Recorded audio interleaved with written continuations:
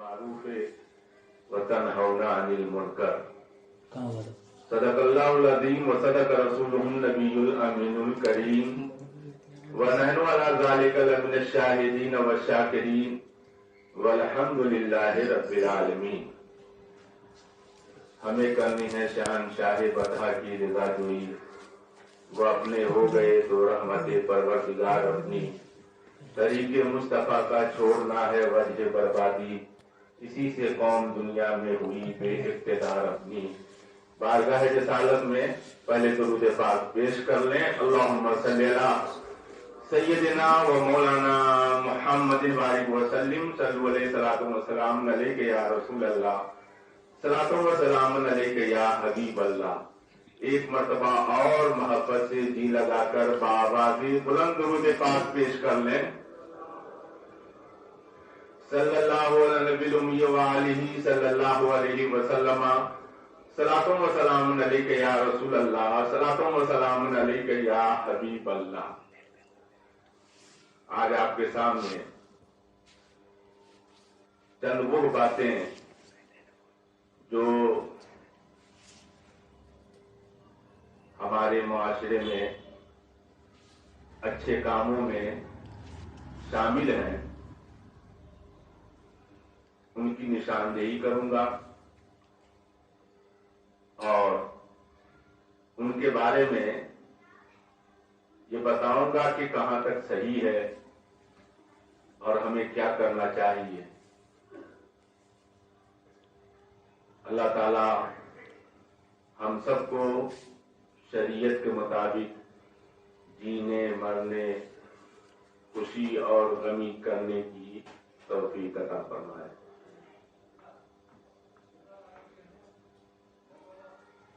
انتقال کے بعد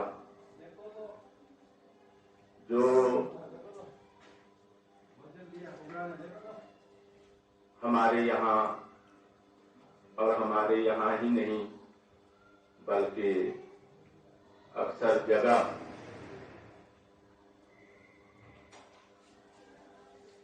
یہ طریقہ ہے، معمول ہے کہ ہم پٹیا بچھاتے ہیں اور لوگ جن کو اطلاع ہوتی ہے حاضر ہوتے ہیں، تعزیت کرتے ہیں، فاتحہ پڑھتے ہیں۔ جہاں تک پٹیا بچھا کر بیٹھنا اور لوگوں کا تعزیت کے لیے آنا، فاتحہ پڑھنا، اس کا تعلق ہے تو یہ صحیح ہے، درست ہے اور سنت بھی ہے۔ شریعت کی اصطلاح میں اسے تعزیت کہتے ہیں۔ تعزیت یعنی میت کے گھر والوں کو صبر دلانے اور ان سے ہمدردی ظاہر کرنے کے لیے میت والوں کے گھر آنا اور فاتحہ پڑھنا، یہ تعزیت کہلاتا ہے، اسے تعزیت کہتے ہیں۔ اور تعزیت جو ہے وہ 3 دن تک سنت ہے۔ تعزیت 3 دن تک سنت اور 3 دن سے زیادہ خلاف سنت اور ناجائز ہے۔ لیکن 3 دن تک بھی جو ہے وہ جب ہمارا بیٹھنا صحیح ہوگا، جبکہ ان 3 دنوں میں میت کے گھر والوں کو کوئی تکلیف نہ ہو۔ تعزیت اصل میں میت کے گھر والوں کی مصیبت کو کم کرنا ہے، نہ کہ مصیبت کو بڑھانا۔ اگر آپ کے بیٹھنے سے میت کے گھر والوں کی مصیبت بڑھ جائے تو پھر یہ مصیبت کم کرنا کہاں ہوا؟ मुसीबत को बढ़ाना हुआ और ये गलत होगा। इसलिए बात जगह जो देखते हैं कि बहुत से लोग हर वक्त बैठे रहते हैं, तो घर वालों को भी तो आराम करने का मौका मिलना चाहिए। थोड़ा इधर उधर अगर जाए तो गम भूले। आप मुसलसल अगर बैठे रहेंगे 3 दिन तक तो और रह के ख्याल आएगा और आराम का मौका भी घर वालों को नहीं मिलेगा, दिल भी नहीं बहलेगा। आप लोग बैठे रहेंगे तो रह रह करके जाने वाले ही का गम बताएगा। तो बैठना 3 दिन तक या फातिहा के लिए 3 दिन तक जो जायज है या सुन्नत है, वो उस सूरत में है कि मैयत के घर वालों को कोई तकलीफ न, मुसीबत का सबब न बन, तब तो सुन्नत है। और अगर मुसीबत का जरिया है तो फिर नहीं बैठना चाहिए, नहीं बैठना चाहिए, उनके आराम का ख्याल रखना चाहिए। और जहां तक फातिहा पढ़ने का ताल्लुक है तो फातिहा तो बहुत अच्छी चीज है, सवाब पहुंचता है, ये अच्छा तरीका है। जहां तक फातिहा पढ़ने, जिक्र करने, कलमे तैयबा पढ़ने, दुरूद शरीफ पढ़ने का जो ताल्लुक है, ये तो बहुत अच्छा है। क्योंकि रिवायत में आया है और आप लोग हर महफिल में सुनते ही रहते हैं, हज़रत अनस सहाबी रसूल रज़ियल्लाहु ताला अन्हु से रिवायत फरमाते हैं कि मैंने रसूलुल्लाह सल्लल्लाहु अलैहि वसल्लम को फरमाते हुए सुना कि जब कोई मैयत को ईसाले सवाब करता है तो हजरत जिब्रील अलैहिस्सलाम उसे नूरी तवाक में रख कर और कब्र के किनारे खड़े हो जाते हैं। जिसके लिए सवाब किया है उसके कब्र के किनारे खड़े हो जाते हैं और ये कहते हैं, ए गहरी कब्र के साथी, ये तोहफा है तुम्हारे लिए जो तुम्हारे घर वालों ने भेजा है।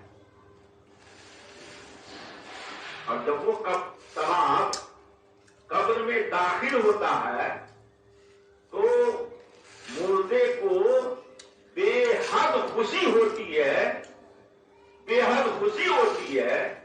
लेकिन अड़ोस पड़ोस वाले को जब इसाले सवाब नहीं किया जाता तो वो देख कर गमगीन हो जाते हैं। तो इसाले सवाब तो बेहतर है।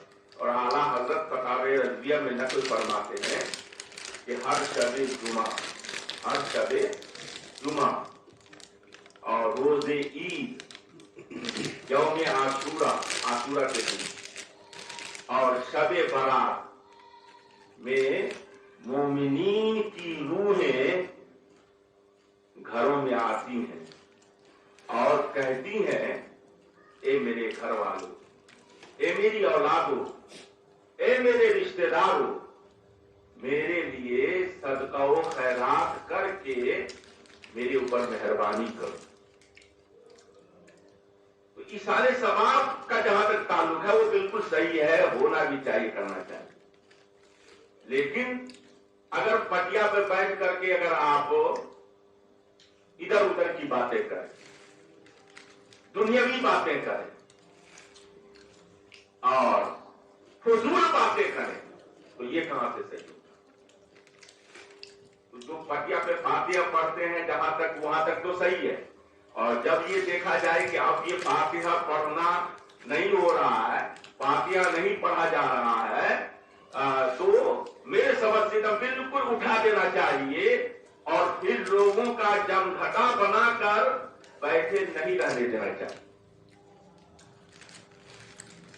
क्या आप जब सवाब नहीं कर रहे हैं तो आप बैठे हुए हैं और दुनिया की बातें कर रहे हैं, इधर उधर की बातें कर रहे हैं, हत्ता के उस पटिया पर भी किसी की ग़ीबत कर लेते हैं, किसी की बुराई کرتے تھے. تو اب تو بجائے ثواب کے گناہ ہو رہا ہے, اپنا بھی برا ہو رہا ہے, اور جن کے لیے ہم آئے بیٹھنے کے لیے ان کا بھی فائدہ نہیں ہو رہا. تو یہ دیکھا جاتا ہے کہ ٹھیک ہے, جب تک لوگ سمجھیے کہ پٹیا دکھایا تو کچھ دے یا 1 دن 2 دن تک تو خیر پڑھتے ہیں تصویر, لیکن اگر زیادہ دنوں تک بیٹھتے ہیں اور بیٹھے رہتے ہیں ہر وقت, تو وہاں پر تیری میری ضرور ہوتی ہے, وہاں پر گناہ کی باتیں ضرور ہوتی ہیں, فضول باتیں لوگ کرتے ہیں. یہ کہاں تک جائز ہے؟ ایک روایت سن لیجیے. آج جو ہماری آپ کی عادت ہے, یعنی بہت باتیں کرنا. ہم بیٹھے ہوئے کہیں پر خاموش اگر بیٹھے رہتے ہیں تو خاموش نہیں رہتے, اور اگر بات ہی کرتے ہیں تو خیر کی باتیں ہونی چاہیے, دنیا آخرت کی صلاح اور فلاح کی باتیں ہونی چاہیے, کامیابی کی باتیں ہونی چاہیے, معاشرے کی صلاح کی باتیں ہونی چاہیے. لیکن نہیں, ایسی باتیں نہیں ہوتی ہے. باتیں ہوتی ہے دنیا اور آخرت کو خراب کرنے والی. اب ایک روایت سن لیجیے اور پھر اپنا محاسبہ کیجیے. ایک بات ہے جو بزرگوں نے کہا ہے نا کہ نصیحت کرنا تو آسان ہے, لیکن نصیحت قبول کرنا بڑا مشکل کام ہے. اچھی باتیں تو آپ بھی سنا دیں گے, کوئی بھی سنا دے گا, لیکن اس کو سن کر کے ماننا, قبول کرنا,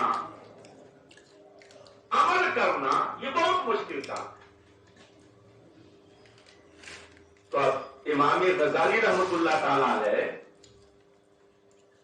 اپنی تصنیف میں, اپنی کتاب میں یہ حدیث نقل فرماتے ہیں. یہ اللہ کے رسول صلی اللہ تعالی علیہ وسلم کا فرمان عالی شان ہے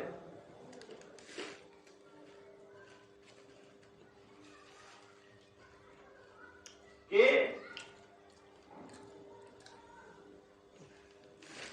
بندے کا غیر مفید کاموں اور باتوں میں مشغول ہونا, غور سے سنیے گا, یہ حدیث ہے کہ بندے کا غیر مفید کاموں میں اور غیر مفید باتوں میں مشغول ہونا, یہ اس بات کی دلیل ہے, اس بات کی نشانی ہے کہ اللہ تعالیٰ نے اس بندے کی طرف سے اپنی نظر عنایت پھیر دی. اور بندے کا یعنی ہمارا آپ کا غیر مفید کاموں میں, غیر مفید باتوں میں مشغول ہو جانا, لگ جانا, یہ اس بات کی علامت ہے کہ اللہ تعالیٰ نے اس کی طرف سے نظر عنایت پھیر دی ہے. اب اللہ تعالیٰ اس بندے سے نظر عنایت پھیر لے تو بتائیے اس کا حال کیا ہوگا, اس بندے کا حال کیا ہوگا. آج ہم اللہ تعالیٰ کی نظر عنایت, نظر کرم کے محتاج ہیں, متلاشی ہیں, طلبگار ہیں کہ اللہ تعالیٰ ہماری مدد فرمائے, ہم پر کرم فرمائے, ہم پر رحم فرمائے, ہماری مدد فرمائے. لیکن آپ کو کام کہاں کرنا ہے کہ جس کام کی وجہ سے آپ کی طرف نظر عنایت ہو, اللہ تعالیٰ کی نظر عنایت ہم پر ہو, وہ کام کہاں کر رہا ہے. تو اس روایت کو بار بار سنیے اور بار بار جملے کو دوہرائیے کہ بندے کا غیر مفید یعنی جو فائدہ مند کام نہیں ہے یا فائدے مند بات نہیں ہے, اس میں مشغول ہو جانا, یہ اس بات کی علامت ہے کہ اللہ تعالیٰ نے اس بندے کی طرف سے اپنی نظر عنایت دے دی. तो ये कोई मुश्किल जुमला नहीं है जो आपको समझ में नहीं आता। अगर समझ में ये जुमला आ गया है तो अब आप खुद ही देखिए कि हम गैर मुफीद कामों में हम रहते हैं लगे हुए या गैर मुफीद बातों में लगे रहते हैं। अब आप ही समझ लीजिएगा। और हर आदमी जरूर अपने दिल से फैसला ले कि हमारे जिंदगी का यानी शबो रोज का बेशतर हिस्सा ये गैर मुफीद कामों में लगा रहता है या मुफीद वाले कामों में लगा रहता है। ये गैर मुफीद बातों में हम लगे रहते हैं या मुफीद मंद बातों में हम लगे रहते हैं। हर आदमी अपने दिल से फैसला ले, पूछे, और अगर उसका दिल कह दे कि तुम गैर मुफीद कामों में ज्यादा लगे रहते हो और गैर मुफीद बातों में लगे रहते हो, तो फिर अल्लाह ताला का ये कि नजरे इनायत फेर लेता है परवरदिगार ऐसे बंदों से। तो आप सोचिए कि अल्लाह ताला नजरे इनायत फेर लेगा, फेर लिया तो हमारा क्या होगा? हम भी उसकी नजरे इनायत के हम क्यों तलबगार? और आज मैं तो यही कहता हूं कि शायद और बायद जिस पर रब का करम होगा वही गैर मुफीद कामों में या गैर मुफीद बातों में लगने से महफूज होगा। हाँ, जिस पर रब का करम होगा। और गैर मुफीद बातें तो जाने दीजिए। अरे गैर मुफीद बातें जो फायदेमंद नहीं है उसको तो रहने दीजिए। हम तो गुनाह की बातें करते हैं, किसी की चुगलखोरी करते हैं, किसी की गीबत करते हैं, किसी की पोशीदा बातों को जाहिर करते हैं, किसी की इज्जत आबरू पर हमला करते हैं। यहां तक गैर मुफीद ही बात नहीं, जिसका ताल्लुक हराम गुनाह कबीरा से है, हम वो बातें करते हैं साहब। तो अल्लाह ताला की नजरे इनायत कैसे हम पर हो? अच्छा, और इमाम गजाली आगे क्या फरमाते हैं कि अल्लाह के रसूल ने ये भी फरमाया, ये भी सुन लीजिए, ये हदीस पाक, ये भी सुन लीजिए कि सरकार ने ये भी फरमाया जिसका हाल 40 साल की उम्र के बाद ये हो कि उसकी बुराइयों पर उसकी भलाइयां गालिब ना हो, तो उसे दोजख में जाने के लिए तैयार रहना चाहिए। 40 साल की उम्र के बाद जिसका यह हाल हो कि उसकी बुराइयों पर उसकी अच्छाइयां गालिब नहीं, उसकी बुराइयों पर उसकी भलाइयां गालिब नहीं, यानी अगर बुराई से ज्यादा भलाई नहीं, नेकी से ज्यादा गुनाह से ज्यादा नेकी नहीं, तो अब बस उसे तैयार रहना चाहिए दोजख में जाने के।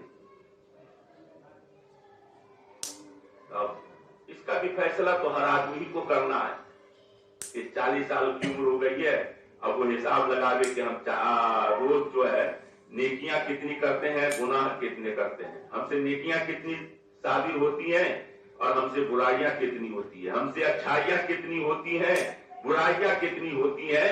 हर आदमी को इसका मतलब जो है सो हिसाब मुहासबा करना चाहिए, हिसाब लेना चाहिए, और दोनों हदीस की रोशनी में अंजाम पे गौर करना चाहिए कि पहले हदीस की रोशनी का अंजाम यह है कि अल्लाह की नजर इनायत फेर ली जाती है, और दूसरी रिवायत का अंजाम यह है कि उसे दोजख में जाने के लिए तैयार है, उसका ठिकाना दोजख ही होगा।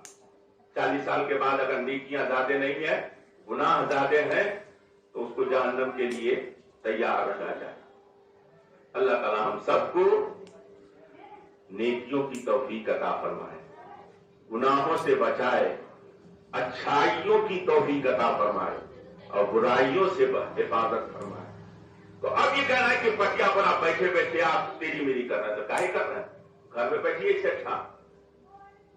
तो एक तो ये गलत है। अगर पटिया पर 3 दिन तक कब जायज होगा? जबकि 3 दिन तक फातिहा पढ़ें, जिक्र करें, तस्बीह पढ़ें, तब जायज। अगर दुनिया की बातें हो तो नाजायज हो जाएगा, नाजायज गुनाह। اس لیے اچھا ہے کہ جلدی آج کل ایک ہی دن میں یا دوسرے دن اٹھا لیتے ہیں، بہت اچھا ہے، سوائے تیری میری کیا اور کچھ نہیں ہوتی ہے، اٹھا دینا چاہیے. ایک تو یہ غلط ہے. اچھا دوسرا یہ کہ میں دیکھتا ہوں کہ انتقال کی خبر ہوتی ہے تو لوگ بمبئی سے دور دراز سے لوگ آتے ہیں فاتح پڑھنے.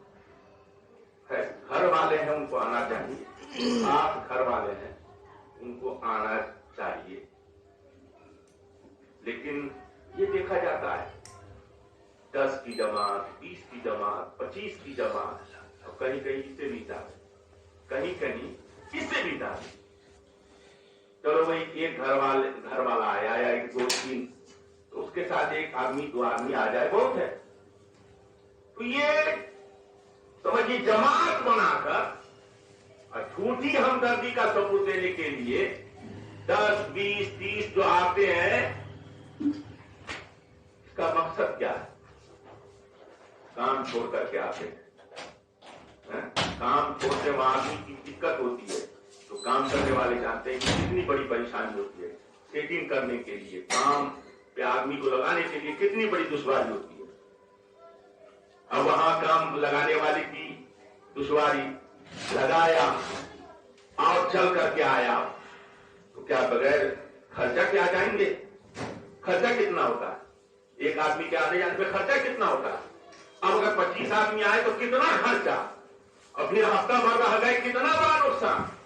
ہم یہ کہہ رہے ہیں کہ سب کو اتنے آدمیوں کو آنے کی کیا ضرورت. اب فاتحہ کا تعلق ہے تو آپ جہاں سے پوری دنیا میں جہاں سے فاتحہ پڑھیں گے وہاں سے جس کے لیے پڑھیں گے اس کو ثواب مل جائے گا. یہ تو روحانی چیزیں ہیں نا. جہاں سے پڑھیں جسے اشارے ثواب کریں ثواب پہنچ جائے گا.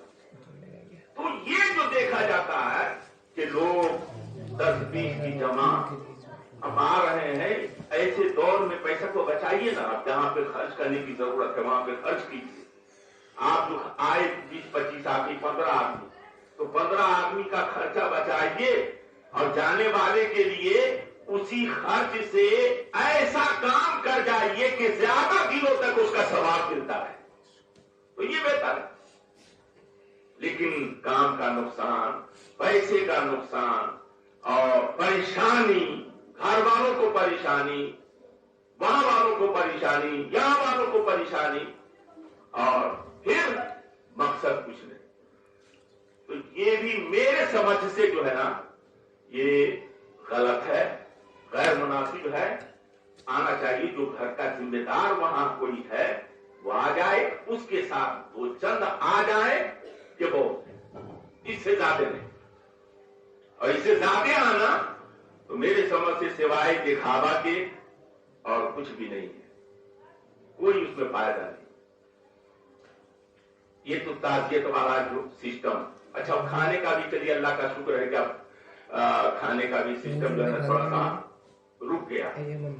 پہلے جب میں آیا تھا تو اس میں کھانا بناتے تھے، کڑاہ چڑھتا تھا اور سب آتے تھے، بڑی دعوت ہوتی تھی. لیکن اللہ کا شکر ہے شروع میں تو مجھے بہت تکلیف اٹھانی پڑی تھی. میں نہیں جاؤں گا دعوت میں، نہیں جاؤں گا، کہتے الگ سے بنایا. میں نے کہا الگ سے بھی بناؤ تو کچھ دن نہیں آؤں گا، کچھ دن نہیں آؤں گا. بہرحال آپ سب کو روکا بھی کہ بھائی یہ غریبوں کا کھانا ہے، چاہے تیسرے دن کیجیے 10ویں دن کیجیے. یہ کھانا اگر بنایا بھی جاتا ہے تو یہ اس میں حق غریبوں کا ہے. غریب کھائیں گے تو ثواب پہنچے گا. ہاں امیروں کو کھانا، مالداروں کو کھانا، صاحب نصاب کو کھانا یہ منع ہے. تو چلیے یہ تو بند ہو گیا، یہ تو بہت اللہ کا شکر ہے. اور ابھی بھی آج تک دوسرے گاؤں میں یہ سسٹم چلا آ رہا ہے.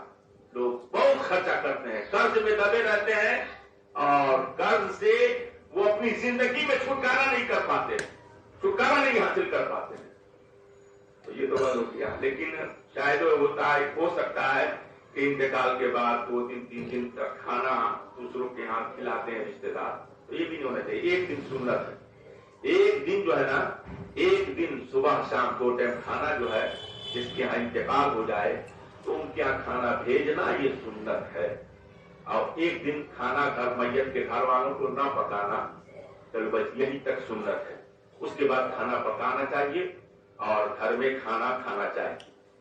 کہ کہیں کہیں دیکھا جاتا ہے کہ ہفتہ بھی لگ جاتا ہے. اب تو نہیں ہے شاید, کہیں ہو بھی تو اسے بچیے, اسے بچیے. اب کھانا صرف اسی کے لیے جائز ہے جو میت کے گھر والے ہیں, میت کے گھر والے ہیں, دوسرے کو جائز نہیں ہے, دوسروں کو جائز تو نہیں ہے. اب یہاں کیا حال ہے کہ دوسرے بیٹھے رہتے نہیں کھائیں گے تو وہ ناراض ہو جائیں گے, ہمارے یہاں آیا کھانا نہیں کھایا, یہ بھی ایک مسئلہ ہے. اب کیوں ناراض ہوں گے؟ کوئی بھی نہیں, جس گھر والے کے لیے پٹیا پر بھی کھانا آئے تو جو میت کے گھر والے ہیں وہی کھائیں, دوسروں کو کھانا جائز نہیں ہے. اور ایک دن کے بعد سنت نہیں ہے, خلاف سنت.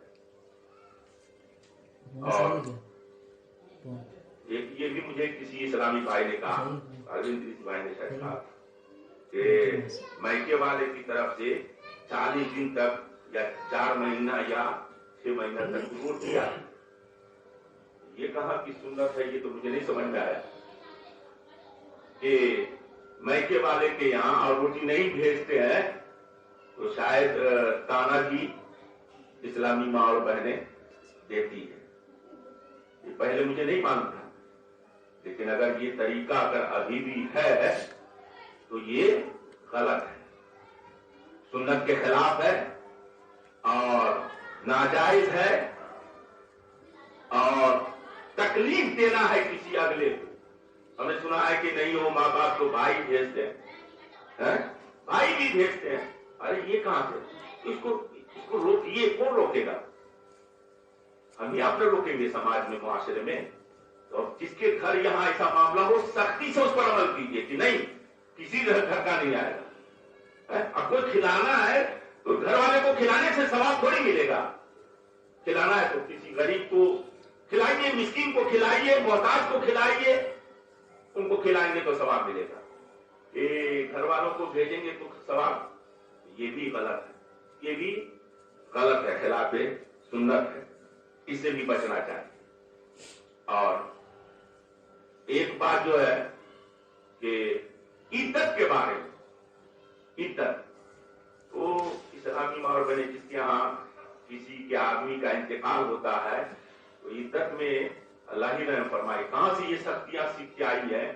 بالکل جیسے پردھان منتری کے باڈی گارڈ سب لگ جاتے ہیں چاروں طرف سے, ویسے ہی ان کو بالکل گھر کے کسی کونے میں بیٹھا کر کے کرفیو نافذ کر دیتی ہے. یہ نہیں ہل نہیں سکتی ہے, کہیں باہر نہیں جا سکتی ہے, کہیں نہیں نکل سکتی ہے. ایک تو اسے اگر شوہر کا صدمہ ہو اور پھر اس کو جب بالکل جکڑ کے گھر میں بند کر دینا, پیک کرنا, کوئی نہیں آ سکتا ہے اس سے, کوئی ملنے کے لیے نہیں آ سکتا ہے. اور پھر مسئلہ پوچھتی ہیں, آپ علماء سے پوچھواتی ہیں, وہی صاحب سے پوچھنا کہ کوئی دیور آ سکتا ہے کیا, بھتیجا آ سکتا ہے کیا, تو مسئلہ تو پوچھتے. اب عدت کے اندر یا عدت کے باہر صرف عورت کا غیر محرم سے پردہ کرنا ضروری ہے, غیر محرم سے پردہ ضروری ہے. تو وہ پردہ عدت میں بھی ہے اور وہ پردہ عدت کے باہر بھی ہے. بس صرف یہی ہے, ایسا نہیں ہے کہ عدت میں مطلب اس کا آنا, بھتیجے کا آنا, غیر محرم کا آنا یہ ناجائز حرام ہے, اور عدت سے جب باہر چلی گئی تو سب جائز ہے, ایسا نہیں ہے. لیکن ماں اور بہنوں نے نہ جانے صرف عدت کے لیے یہ کہاں سے یہ سیکھ لیا کہ عدت میں ہی پورا دم پابند کرواتی ہے پردہ کے بارے میں کہ کوئی غیر محرم نہیں آ سکتا ہے, کوئی نہیں آ سکتا ہے.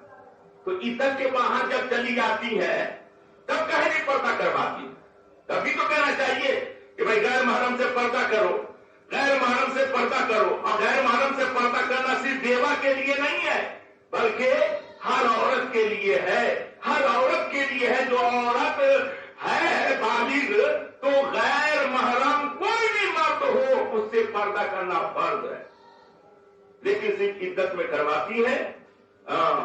کوئی ڈاکٹر نہیں آ سکتا, بیمار ہو مجھ سے میرے پاس یہ بھی کوئی پوچھنے کے لیے کہ وہ ڈاکٹر سوئی لگانے کے لیے آ سکتا ہے کہ نہیں آ سکتا ہے, یہ عدت میں ہے. کوئی سوئی لگوا سکتے کہ نہیں, انجیکشن لگوا سکتے کہ نہیں. ارے شریعت نے تو اتنی چھوٹ دی ہے کہ اگر گھر میں کوئی کام کرنے والا نہیں ہے تو باہر کام کرنے جائے, کوئی کمانے والا نہیں ہے تو باہر مزدوری کرنے کے لیے جائے. یہ اتنی شریعت نے چھوٹ دی ہے. تو یہ اسلامی ماں اور بہنیں اتنی پابندی کرنے کا کیا حق رکھتی ہے. اس لیے میں اسپیکر کے ذریعے اپنے اسلامی ماں اور بہنوں کو بھی یہ کہنا چاہتا ہوں کہ آپ ایسی سختی بیوہ عورتیں جن کے شوہر کا انتقال ہو جائے تو عدت کے وقت میں آپ نہ کریں اور اگر پردے کا صرف معاملہ ہے تو پردہ عدت میں بھی ضروری ہے اور عدت کے بعد بھی ضروری ہے. اگر ایسے ہی سختی آپ عدت کے باہر آنے پر کرائے تو میں سمجھوں گا کہ ہاں واقعی آپ شریعت پہ عمل کرتی ہیں. لیکن باہر عدت سے آنے کے بعد کچھ نہیں, کبھی کوئی پرواہ نہیں کرے گی کہاں جا رہی ہے, کہاں رہ رہی ہے, کیا کر رہی ہے, اس کا کوئی احساس ہی نہیں ہوگا. تو یہ سب جو ہے ضروری باتیں تھی میرے ذہن میں, وہ میں نے آپ کے سامنے آج جمعے کے اندر رکھی ہیں. اور ہمارا کام کیا ہے, اور ہر مسلمان کا بھی یہ ہے کہ بھئی کوئی شریعت کے خلاف بات دیکھے تو اسے منع کرے, اسے دور کرنے کی کوشش کرے, اور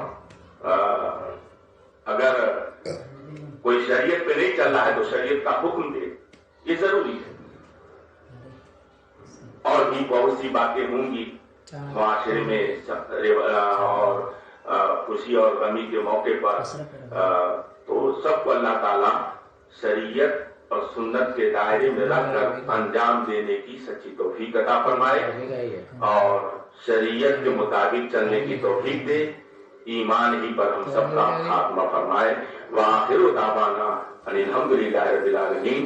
السلام علیکم ورحمۃ اللہ وبرکاتہ. بالمعروف وتنہون عن المنکر. صدق اللہ العظیم وصدق رسولہ النبی الامین الکریم ونحن علی ذلک لمن الشاہدین والشاکرین والحمد للہ رب العالمین. ہمیں کرنی ہے شہنشاہ بطحا کی رضا جوئی, وہ اپنے ہو گئے تو رحمت پروردگار اپنی. طریق مصطفیٰ کا چھوڑنا ہے وجہ بربادی, اسی سے قوم دنیا میں ہوئی بے اقتدار اپنی. بارگاہ رسالت میں پہلے درود پاک پیش کر لیں. اللہم صلی اللہ